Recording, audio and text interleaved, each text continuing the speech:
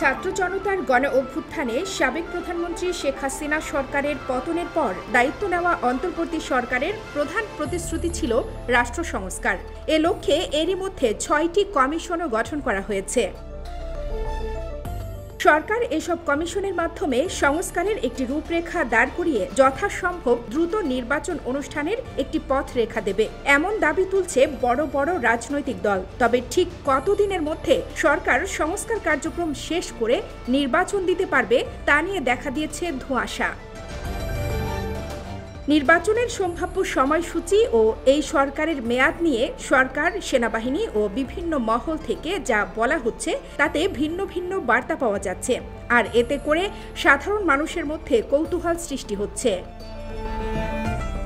২৩ September রয়টার্সকে দেওয়া এক সাক্ষাৎকারে সেনাপ্রধান ওয়াকারুজ্জামান আগামী ১৮ মাসের মধ্যে নির্বাচন হতে পারে এমন ইঙ্গিত দেন। তিনি এও বলেন, এজন্য তিনি যে কোনো পরিস্থিতিতে এ সরকারকে সমর্থন দেবেন।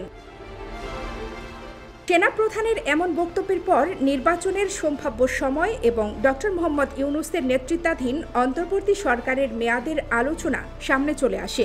এসব আলোচনার পরিপ্রেক্ষিতে ৩০ সেপ্টেম্বর এক প্রেস ব্রিফিংয়ে প্রধান উপদেষ্টার প্রেস সচিব শফিকুল আলম বলেন, সেনাপ্রধানের বক্তব্যটি তার ব্যক্তিগত মত। অন্তর্বর্তী সরকারের মেয়াদ ও নির্বাচনের সম্ভাব্য সময় বিষয়ে সেনাপ্রধানের বক্তব্য তুলে ধরে ভয়েস অব আমেরিকা ডক্টর ইউনূসের কাছে জানতে চায়, এটা কি ধরে নেওয়া যায় যে এই সরকারের মেয়াদ ১৮ মাস? এর উত্তরে ইউনূস বলেন, এটা সরকারের মত না। সরকার কখন মেয়াদ ঠিক করবে সেটা সরকারকে বলতে হবে। আমাদের মুখ থেকে যখন শুনবেন তখন সেটাই হবে তারিখ। তিনি বলেন, এখনো কোনো সিদ্ধান্ত নেওয়া হয়নি। প্রধানমন্ত্রী হিসেবে পদত্যাগ করে শেখ হাসিনা গত ৫ আগস্ট ভারতে চলে যাওয়ার পর ৮ই আগস্ট অন্তর্বর্তী সরকারের দায়িত্ব নেন ডক্টর মোহাম্মদ ইউনূস। বিএনপি তখন সরকারকে সংস্কারের জন্য যতটা প্রয়োজন ততটা সময় দেওয়ার কথা জানায়। পরে দলটি এই অবস্থান থেকে সরে আসে।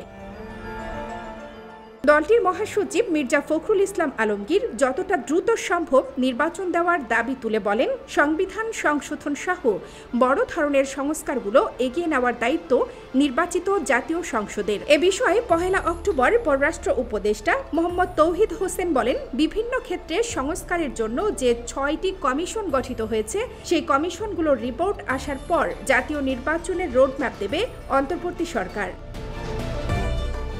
এ বিষয়ে ১ অক্টোবর পররাষ্ট্র উপদেষ্টা মোহাম্মদ তৌহিদ হোসেন বলেন, বিভিন্ন ক্ষেত্রে সংস্কারের জন্য যে ৬টি কমিশন গঠিত হয়েছে সেই কমিশনগুলোর রিপোর্ট আসার পর জাতীয় নির্বাচনের রোডম্যাপ দেবে অন্তর্বর্তী সরকার। সবার বক্তব্য বিশ্লেষণ করলে দেখা যায় সরকারের সংস্কার সহ অনেক কাজ বাকি। তাই সেনাপ্রধান যা বলেছেন তা থেকে কম সময় নেওয়ার সুযোগ হয়তো সরকারের নেই। আবার নির্বাচন খুব বেশি পেছানোও সম্ভব না। সংস্কার ও নির্বাচন অনুষ্ঠানের যে কাজ অন্তর্বর্তী সরকার হাতে নিয়েছে তা শেষ করতে না পারাটা সরকারের জন্য একটি বড় ব্যর্থতা বলে গণ্য হওয়ার ঝুঁকি আছে, এমনটাই মনে করা হচ্ছে। কানিজ ফাতেমা নিপা, খবর সংযোগ।